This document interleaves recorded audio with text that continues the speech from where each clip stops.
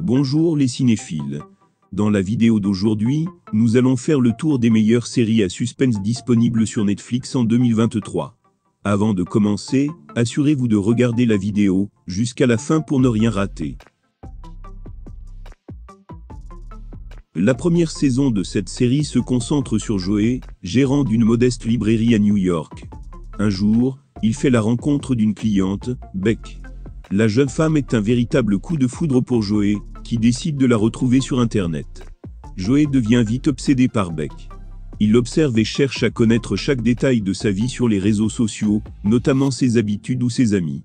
Persuadé qu'ils sont faits l'un pour l'autre, il va tenter de renverser tous les obstacles qui pourraient se dresser en travers de son chemin et élaborer un stratagème machiavélique pour la séduire. Dans la deuxième saison, Joey se retrouve à Los Angeles, afin de fuir son passé et débuter une nouvelle vie sous une autre identité. Seulement, les vices qu'il tente à tout prix d'oublier ressurgissent lorsqu'il fait la rencontre de Lovekin, nouvelle victime de sa violente obsession.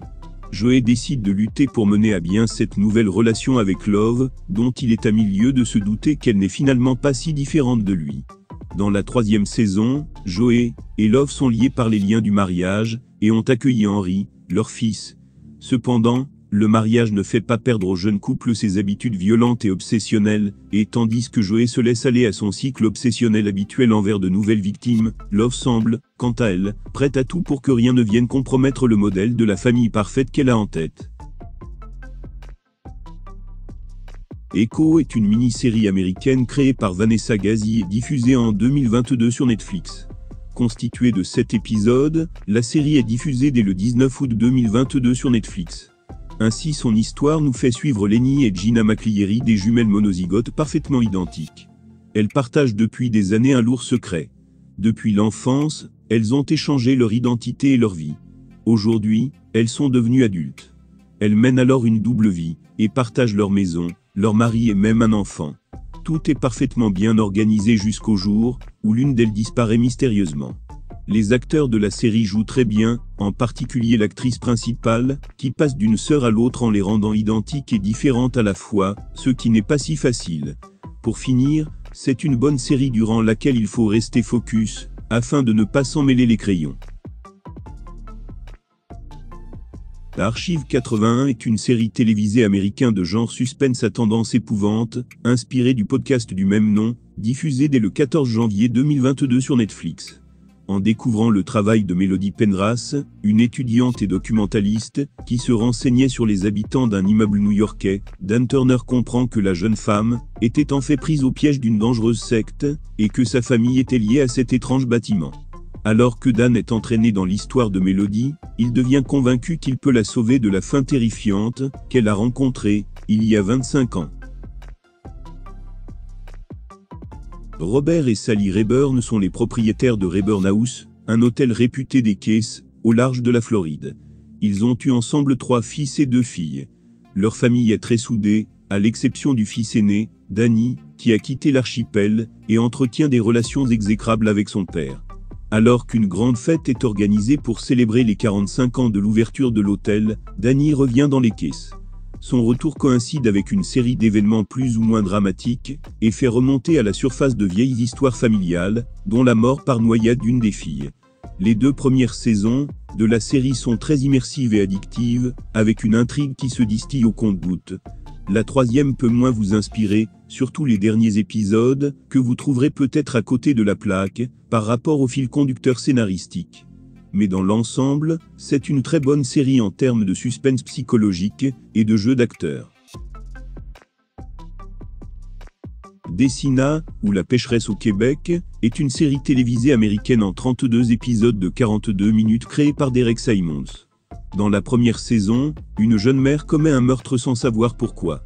Le lieutenant Harry Ambrose va chercher à déterminer l'origine de ses accès de violence en fouillant dans son passé. Ensuite, l'enquêteur Harry Ambrose fait face à un autre cas dérangeant, un garçon de 13 ans, qui aurait volontairement assassiné ses parents. Dans la 3e saison, Ambrose enquête sur un accident de voiture mortel, dans le nord de l'État de New York, et découvre derrière cet accident, une affaire beaucoup plus importante et inquiétante.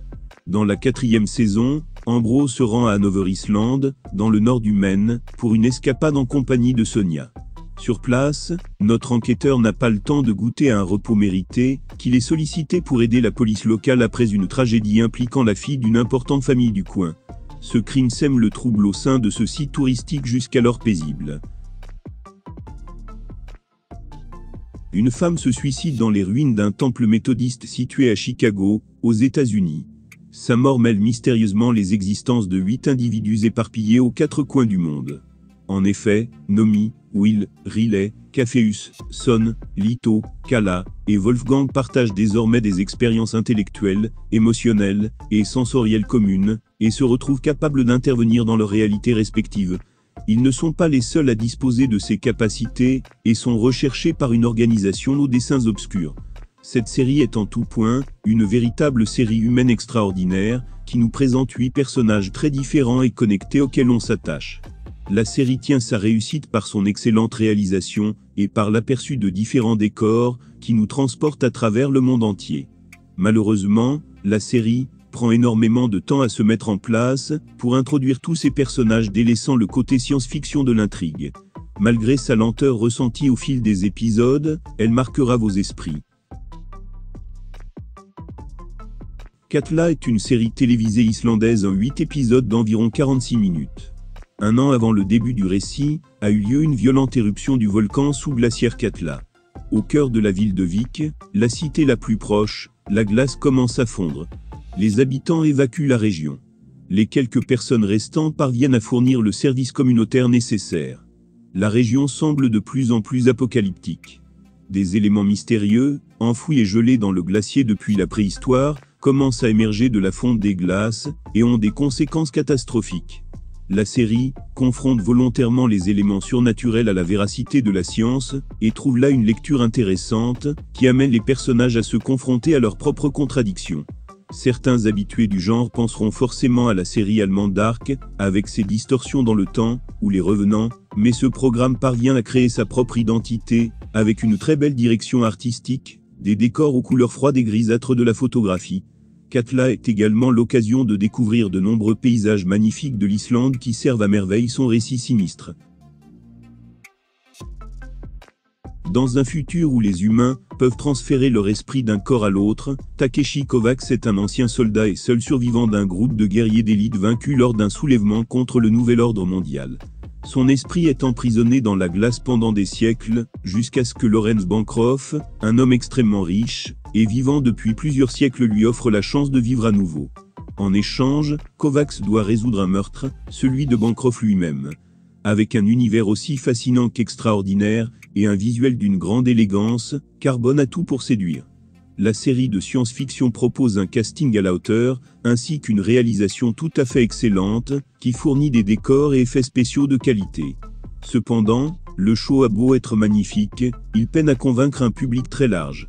Au cours de la saison 1, la série ne va pas à l'essentiel et propose parfois une intrigue bien trop complexe, qui au final, s'avère être plutôt simpliste et peu surprenante.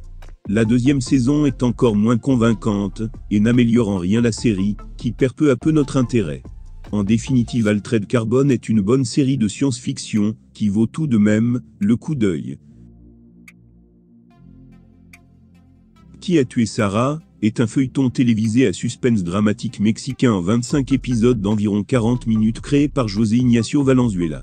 18 ans plus tôt, la jeune Sarah meurt d'une chute de parachute ascensionnelle lors d'une sortie, avec sa bande d'amis. Son petit ami Rodolfo risque d'être accusé. Le père de celui-ci, César Lascano, demande au frère de Sarah, Alejandro Di Alex, de s'accuser à sa place, car il ne risque qu'une peine légère. Mais il est condamné à 30 ans de prison. 18 ans plus tard, libéré pour bonne conduite, et ayant appris en prison à devenir hacker, Alex compte bien découvrir qui a tué sa sœur, et se venger de ceux qui l'ont mise en prison.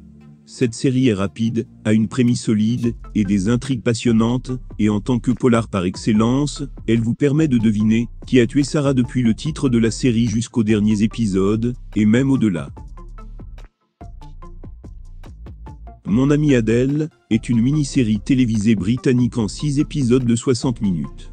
Louise est une jeune femme divorcée, et mère d'un petit garçon, Adam. Un soir, alors qu'une amie lui fait faux bond à un bar, elle rencontre un homme séduisant. À la sortie du bar, Ils s'embrassent, mais l'homme s'excuse avant de partir précipitamment. Le lendemain, à son travail de secrétaire dans un cabinet de psychiatre, Louis découvre le nouveau psychiatre et sa femme. Le docteur David est en fait l'inconnu de la veille. Lorsque Louis le voit seul, elle lui dit que rien ne s'est passé. Peu de temps après, elle croise sa femme Adèle dans la rue. Elles sympathisent et deviennent peu à peu amies. Mais le couple semble partager un sombre secret. Le jeu d'acteur est tout bonnement impressionnant, et le dénouement de cette série est magique. Lorsqu'on arrive à la fin, tout se chamboule dans notre cerveau, on peut aller jusqu'à tout remettre en question tant personne ne peut s'attendre à cette fin.